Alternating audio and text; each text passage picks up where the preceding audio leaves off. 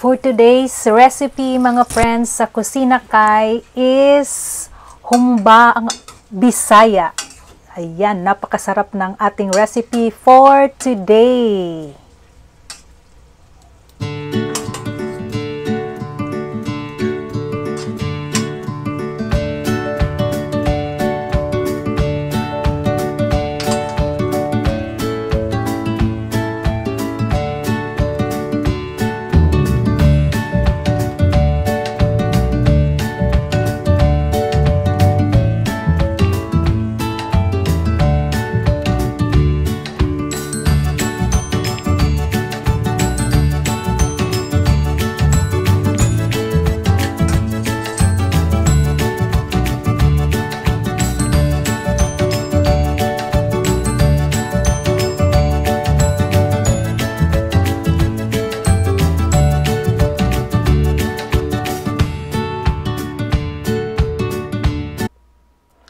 Okay guys, so ang gagamitin natin sa ating humba is pork liempo or pork belly.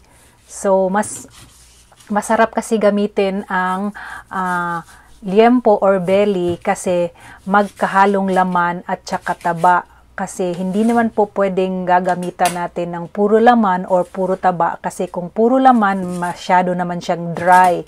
At kung puro naman taba, hindi din maganda kasi mamantika. So, dapat po, belly po ang pinaka-the best na gagamitin na pang humba.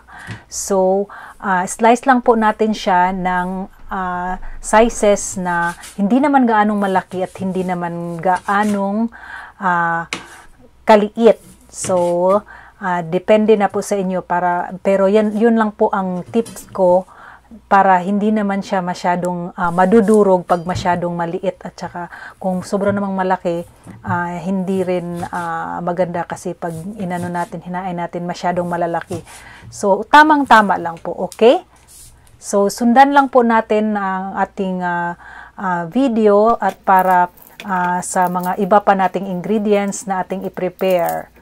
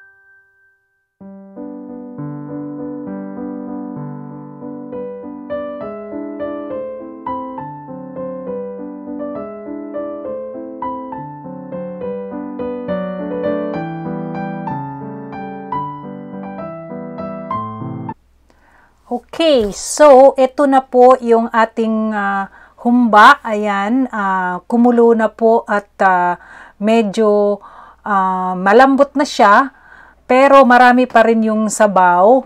Kaya kailangan pa po natin siyang hayaan muna sa sa apoy at para mag-subside pa siya at mas lalambot at mas sasarap pa talaga siya, kasi mas masarap kasi yung ating humba na medyo konti na lang talaga yung sabaw kasi mas malinamnam. So yan na po ang ating humba, at make sure tikman nyo na kung ano yung kulang, pwedeng dagdagan na ninyo yung kung ano yung kulang sa lasa. Okay?